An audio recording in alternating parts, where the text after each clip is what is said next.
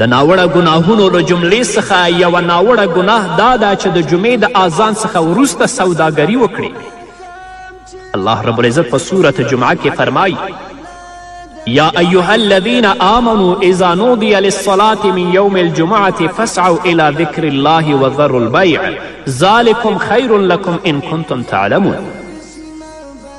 ای مؤمنانو، کله چې د جمعې په ورځ د لمانځه لپاره ندا او آذان وشي نو د الله رب العزت د ذکر خواته وځغلئ، پیرل او پلورل پرېږدئ. دا ستاسې لپاره ډیره غوره ده که تاسې پوهیږئ. ځینې داسې سوداګر شته چې دوکانونه یې د جوماتونو په خوا کې وي خو په خپلو کارونو کې بوخت وي. له دوی سره په ګناه کې هغه خلک هم شریک دي چې له دوی نه سودا کوي که څه هم ترې مسواک اخلي، خو بیا هم په ګناه کې برخمن دی.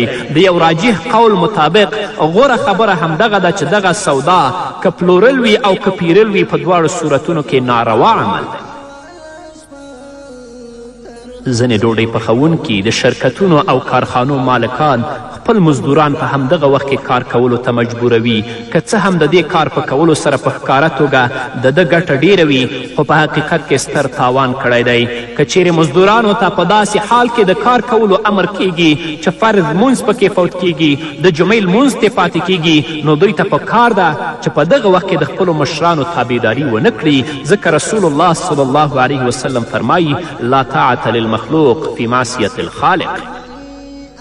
راځئ چې د الله رب العزت د کلام نه د محمد رسول الله صلی الله علیه وسلم د احادیثو نه ځان خبر کړو تر څو الله رب العزت زموږ دنیوي او اخروي ژوند ښایسته کړي، او که خدای مکړه ژوند مو همداسې په غفلت کې تیریده بیا به الله رب العزت ته جواب ډیر سخت وي. الله رب العزت دې زموږ ورونو او خویندو ته توفیق ورکړي چې د ټولو ناوړو ګناهونو د ارتکاب څخه ځان وساتي، چې الله یې کامیابه کړي.